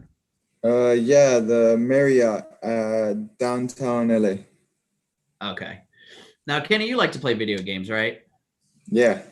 Gotcha. And, you know, you like to hunt down the bad guy. You like to, Yeah, take that's my put him in favorite. jail, all that good stuff. Yeah, that's my favorite. That's my favorite Yeah. kind of game. Well, this is really a live version of that, okay? We're really trying to catch the bad guy, just like in your video games. What do you mean? Well, the character that you know as Wildfinger, his real name is Kevin Gerald from Los Angeles, California. Okay. And he's suspected to be a very integral part of a human trafficking ring out in California. Really? Yeah. So this is where, I'm going to need your help. We're going to basically, just like in the video games, we're going to try and hunt down the bad guy and we're going to put him away for a long time. Okay. Okay, but what can I do? I don't. Well, it's like this, Kenny. You're going to keep your flight. All right. You said it's about a week away. I want you to keep your flight. I don't want you to say anything to Wildfinger about anything that's going on between us. All right. I'm actually going to accompany you out to California. There's already a dozen agents in California that are making preparations, a lot of which are happening around the Marriott. Okay, but he said he wanted me to be there in person and alone.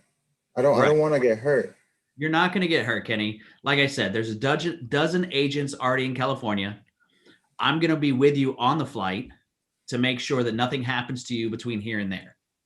Okay. Okay. Freeze. Let's freeze. We're going to freeze the scene right now. All right. Great work there, Agent Troxel. Awesome investigation there. Awesome interviewing.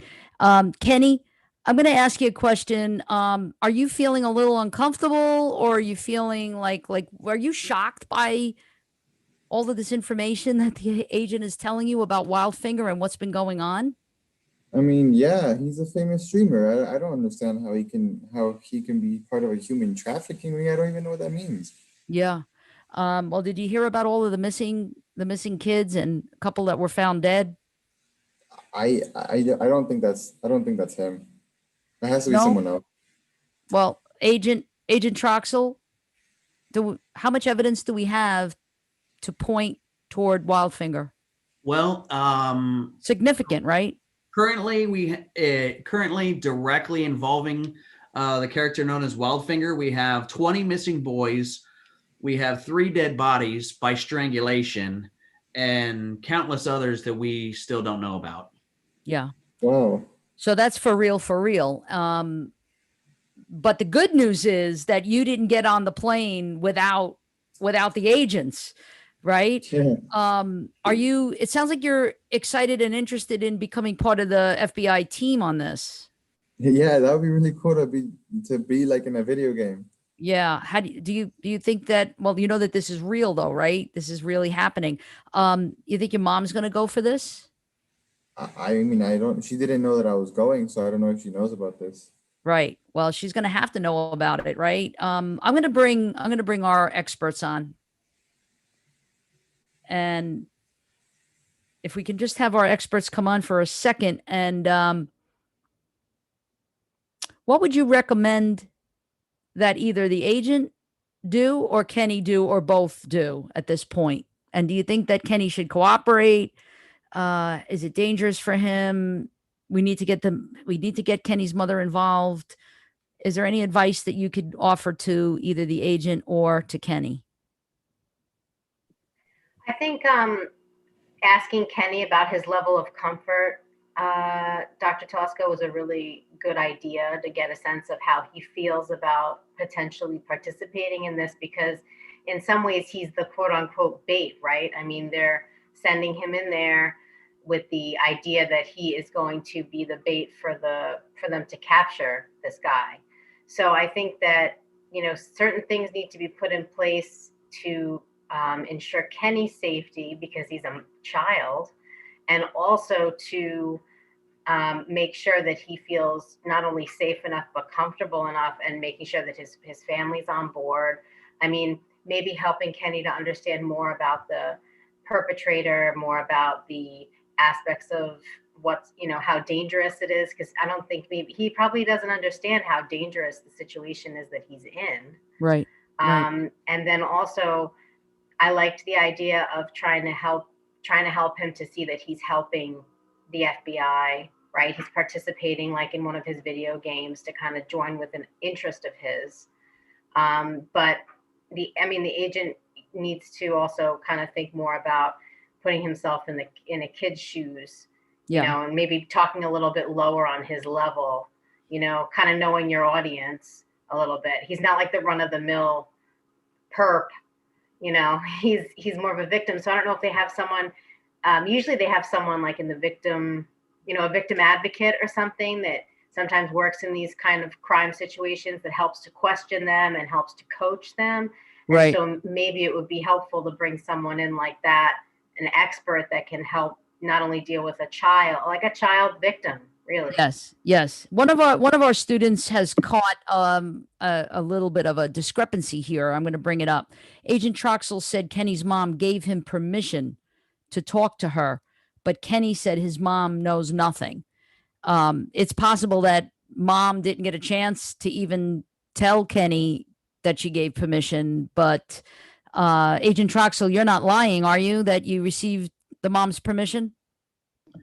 Correct. I did contact Kenny's mother initially. Obviously, he's a minor and that would be illegal. So I initially made contact with the mother. The mother faxed over the authorization form. She was obviously very concerned about the situation and had very limited knowledge. Okay. So Kenny just didn't know that his mom had given permission for Correct. that. But one of the other things too is letting him know, and maybe having an individual meeting with Kenny, but then also meeting together with the mother and Kenny. Yeah. And Dr. Session, I mean, I think, you know, from an investigative perspective, and in all probability, the FBI is going to get Kenny and Brendan to help them as much as possible with their investigation. But to really be able to secure all of the evidence that's going to be needed to obtain probable cause, to make sure that there's a grand jury indictment, all of that stuff, in all probability, the FBI would send their own undercover into the gaming circle and have that undercover agent, who looks very young, to be able to go undercover, lure Wildfinger, and then ultimately wear the wire and go do the sting operation. That's the probable protocol here. I'm guessing, based on anything that I know about this kind of investigation, undercover investigation, because there's a lot of liability for the FBI if anything goes sour with Kenny.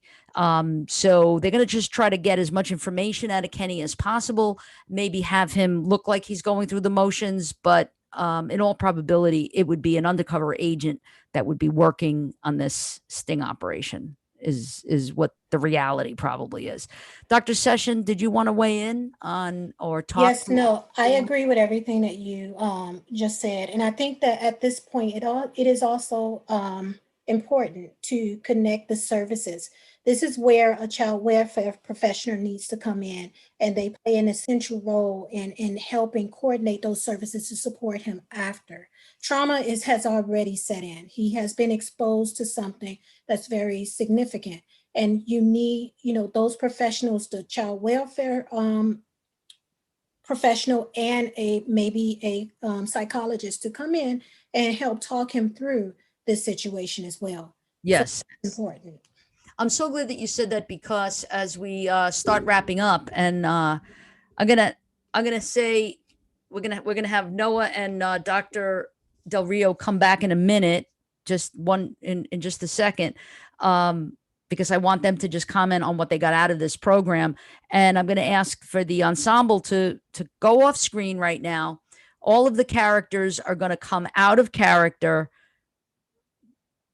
But right now, I just would like to stay on with our two experts for a minute.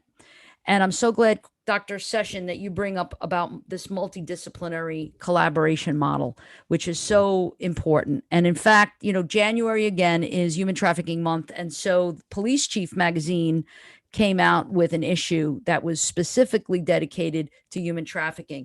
And one of the things that they talk about here in terms of their best practices is this holistic continuum of care, this multidisciplinary collaboration model where the victim is in the middle, coming from that strengths perspective, right? So the empowerment of the victim, but that there's all of these various agencies that can come in to assist, whether it be behavioral health, whether it be law enforcement, as you mentioned earlier, child protection, the family or the caregivers, medical providers, and any other advocates. So this is when best practices, this is when we see the best outcomes for victims is in a multidisciplinary approach. Any closing thoughts from either of our experts on this?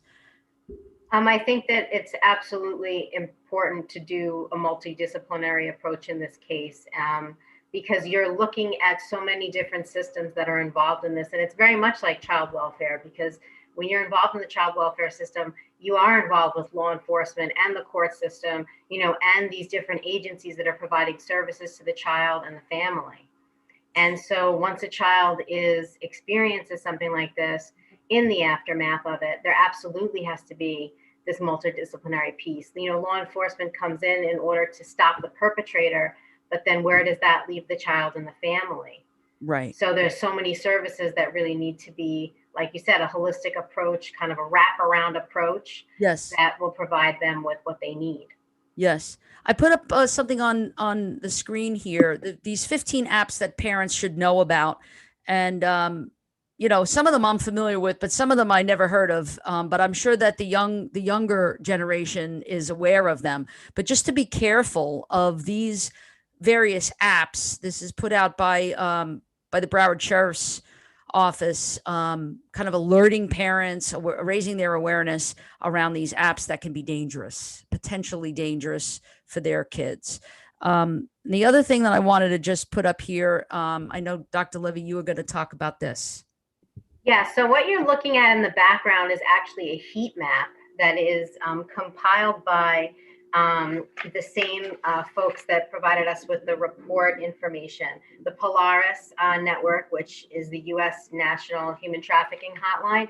So what you're looking at on here is this heat map, and what you can see is where the red spots are is where you have much more trafficking activity.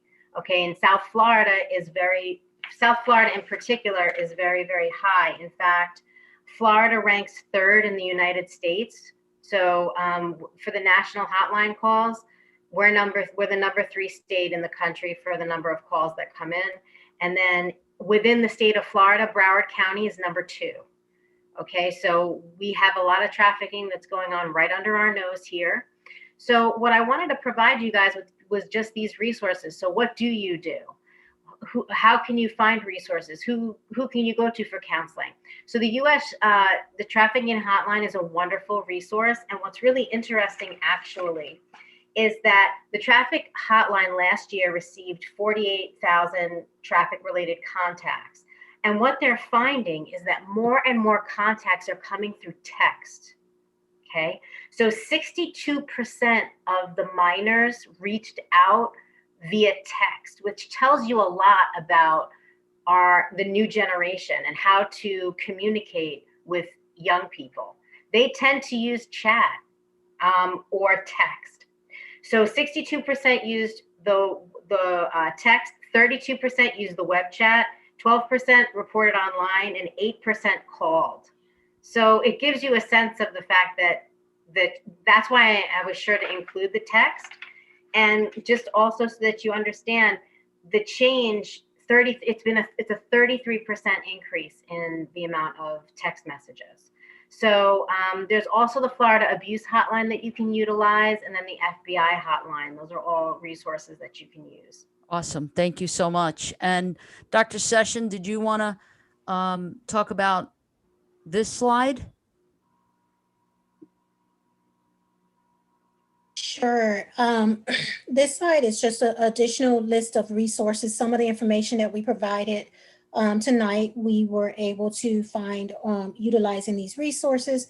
We also wanted to share, most of you appear to be students. If you're not a student in one of our programs, we do have a Master's of Science in Criminal Justice and a Master of Human Services in Child Protection. This is an opportunity within for both programs. If you become a practitioner in criminal justice or become a professional in child protection, regardless of the role that you take, this is an area where you will be dealing with children who may be victims of human trafficking, or you may have a role where you are responsible for preventing such activities from happening, or identifying those populations that are at risk. So please review these links, look at the research. We all have a responsibility as human beings just to stand up and step in and make it known that this is not something that we are willing to tolerate. Excellent. Excellent. Thank you. And so these resources on the right side of the screen, how to talk to your kids, other resources for parents, other resources for youth, and learning about online safety.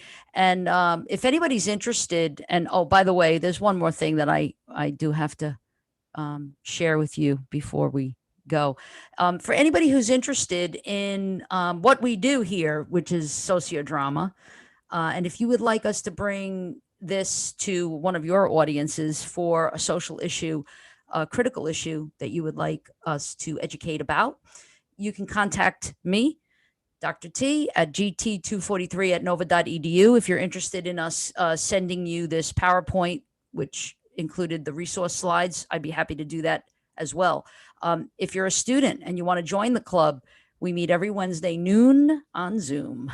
Sounds like a little poem, but it's every Wednesday noon on Zoom. And you can also find us on Instagram at NSU Sociodrama Club. So now, speaking of the Sociodrama Club, I'm going to ask for the ensemble to come back. They are now not in character. They are the actors themselves.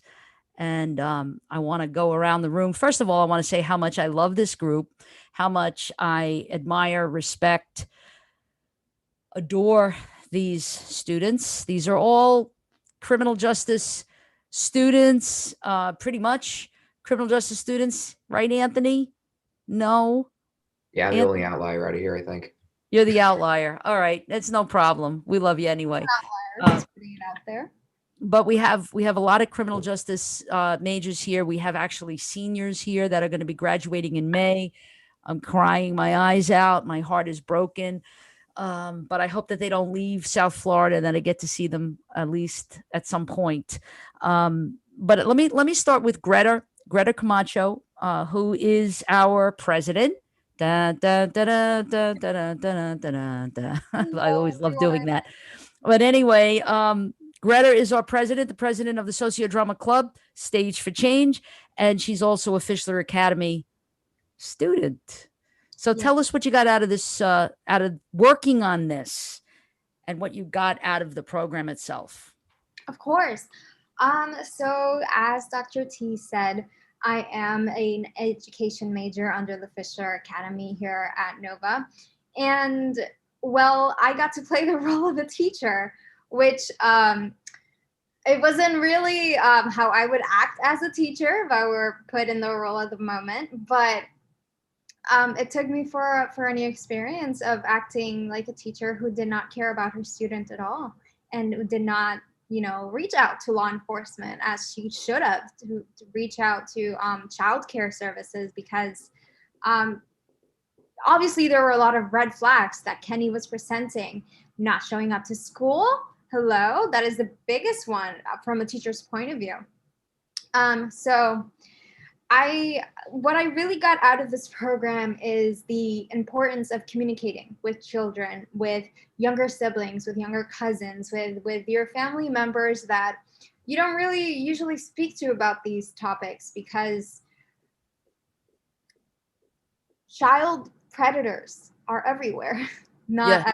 as I mean, as this Yes. panel has conversed and spoken about from the very beginning, they are everywhere. And in the age of technology, and in the age of advanced gaming, where there are so many chat rooms possibilities, Right. they really take advantage of this. Yes. So Well, we're so grateful that you're here and that you lead us so well. I know that a couple of you have class, so we're gonna speed through this part. But Josh Henfinger, vice president of the club, played a really bad, nasty guy. He always seems to play the nasty person. Typecasting. He's really not nasty. He's so sweet. So, Josh, you want to tell us what it was like to be a part of this? Yeah, she's not wrong. I typically always do get to play the bad guy. Don't know how that makes me feel, but I think I'll be okay. No, so of course, every time I do these, the main reason why I joined Sociodrama, like my sophomore year, was because it was something that could actually make a difference, and this is something that I really wanted to be a part of. So that way, because I know sitting in front of a presentation, it's not fun. Even sometimes I'll see the teachers falling asleep during a slideshow. So when you actually put students who want to make a difference and who can show a difference, and when they present it like this, it's more fun to watch. Like I learned more from National Geographic than I have in any other history class I've ever taken. So Awesome. Thank you. I want to learn more from this for everybody. Thank you. Thank you for all of your hard work. And now the former president,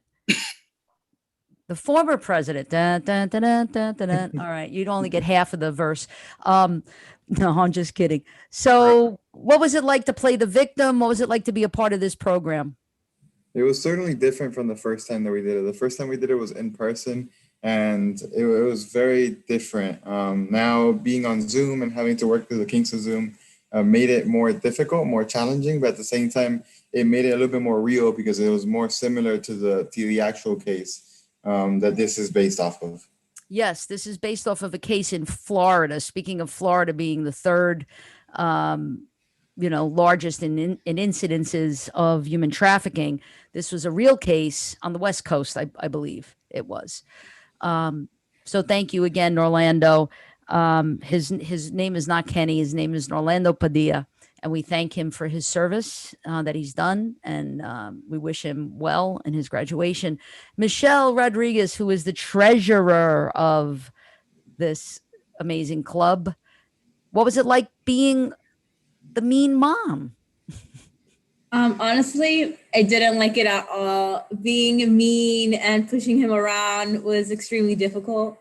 But it's a learning experience. Every character has a component, and throughout this whole sociodrama, you learn so much background from every single character, from the teacher perspective, from Josh, from everyone. So it was just a great experience overall. Yes. And thank you again for your service to the club and all that you've done for us all these years. And we wish you well in May. We'll be seeing you again because before we end, we're gonna talk about, save the date, March 11th, save the date. We're going to be doing a sociodrama on the stigma of addiction, and it's called Once an Addict.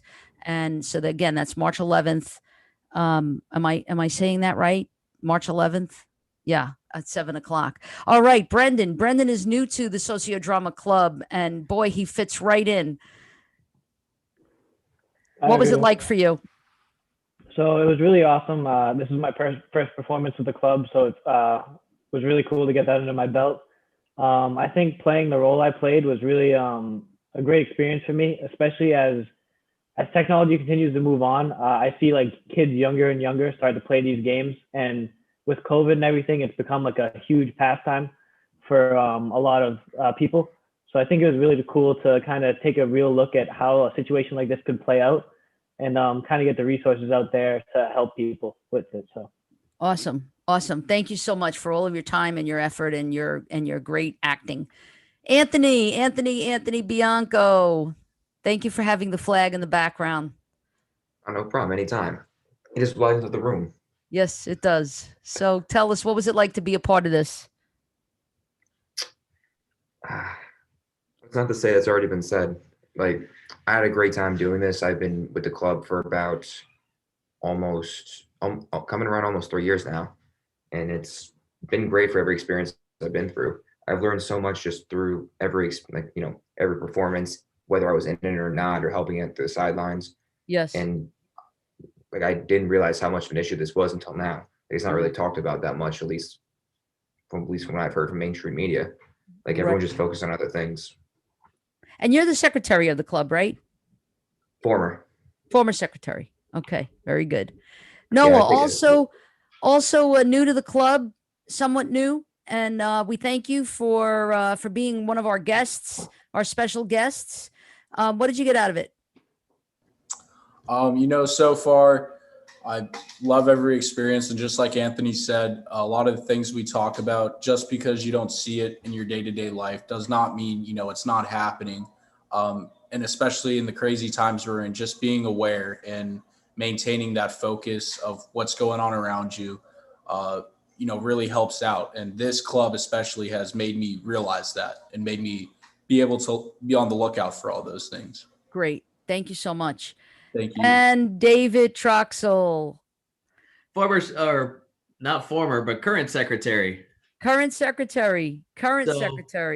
Honestly, I always get a lot out of these performances that we do. For those of you who don't know, we tackle some really tough issues and some really uncomfortable situations. And Zoom is just another challenge. Like so many of others has already said, we have done this live and it was very different, but adapt with the times, overcome, and keep on serving the community. Thank you, David. Thank you. So thank you to the whole Sociodrama Club, Stage for Change, the amazing ensemble for Behind the Mask. And now I'm ask you guys to leave the screen for now and have our guests, our other guests. Noah, you already weighed in. So I'd like Dr. Maribel Del Rio, Dr. Session, Dr. Livy Mincy to come on. These are my colleagues. And what did you get out of it, if anything? Dr. Del Rio, you want to go first? Sure. I think first and foremost, I think it was very informative because it addresses a lot of underlying issues that aren't necessarily as prominently addressed. So for example, the idea that boys can be trafficked. There's a lot of, conceptions that only young girls are the ones that are being trafficked. And I think, bringing attention and awareness to the fact that, this can also happen to young boys or young men as well. I think was really, eye-opening. And I think the second piece, for me is really identifying and making it so crystal clear how important it is for us as parents, myself as a parent, to talk to my children about human trafficking and to make them aware that there are bad people in the world. And oftentimes, we're all busy and we're living in a virtual society where so much of their day, whether it's their schoolwork or their social interactions or other things, are taking place online, that sometimes, we have things to do and we're busy and trying to get our things done that we maybe lose track a little bit of monitoring what they're doing and talking to them about some of the risks involved, and that it's okay to feel uncomfortable. If you feel uncomfortable, if anyone says or does anything to make you feel uncomfortable, that you should definitely speak to someone that you trust, an adult that you trust about the situation. So I know for myself, it really highlights the continued importance, not only for myself to talk to my children about the issues, these particular issues, but also to talk to my clients and the parents that I work with on a regular basis about these issues. Great. And thank you so much, because I know that you rescued us at the last minute, at the 11th hour. Such an amazing team player. Thank you so much for always adding such richness to the discussion. So we thank you again for for taking the time out of your busy schedule to join us and to Always be a one of our pleasure, guests. Dr. G. Thank you, thank you, thank you. Dr. Levy-Mincy, you want to tell us what you got out of this? And I know we've worked together before on sociodramas, so you're a regular now. I love it. So it's wonderful. For me, I learned a lot too myself, just some things I didn't know about the gaming world. And the streamers, and I know that kids watch people play video games, but I didn't think of it in these terms. So I learned a lot about the misconceptions associated with trafficking, because we all have this vision in our mind of like a little girl or a young woman, when in reality it goes on a lot more frequently. And kind of to Dr. Del Rio's point, I'm also a parent. And the importance of discussing it with your kids and letting them know, about how to not speak to people that you don't know online, and be able to monitor and kind of watch what they're doing more closely, because it's really important, and educating more people about it.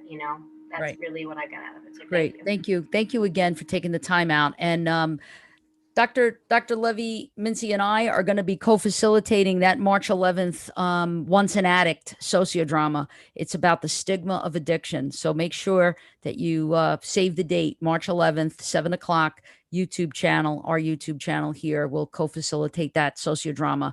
And I bet you already know that Josh is involved somehow. And maybe he'll be wearing that mask again. Who knows? Dr. Session, last words? Yeah, I think that everything that was already said, I just, I concur. I think that it's very important that we are having these conversations. They're uncomfortable, and it's doing what it's supposed to do, make us feel uncomfortable and make us be aware, so that we are ready to have these uncomfortable conversations with our children, with our family members, with our teachers, and whoever else should be sharing this information out. Yes. Is also what I learned too, is how important it is to have that multidisciplinary approach, and having the different practitioners from law enforcement to caseworkers to mental health counselors to all of these different practitioners coming together to support those who have experienced human trafficking, because it takes a village in all of us to make sure that the trauma that's associated with it is that these children can go on and live a meaningful life after, and they're not carrying this with them. Exactly. So that's important as well. And also during this time of COVID, where we're isolated and we're locked down, and some of our children are at home homeschooling. You want to just try to keep eyeballs on all the eyeballs on the kids and what they're doing, and who they're with, and who they're communicating with online, and all of that. So this now more than ever becomes an issue for parents and for all of us who are interested in child protection and protecting our children. Thank you so much for joining us. I'm going to ask the group to come, or everybody come back on, so we could all say goodbye. And I want the audience, our viewers, our YouTube viewers, to please note that some of us are sporting our NSU Sociodrama Club Stage for Change shirts. You get a shirt if you join the club. So we'll see what happens. Hopefully we see you on Wednesday at noon. Don't forget to email me if you want to know the Zoom link for our club meeting. Wednesdays again at noon. Dr. Session, thank you. Dr. Levy-Mincy, thank you. Dr. Del Rio, thank you. And the ensemble, thank you. And thank you to all of our viewers. Have a good night.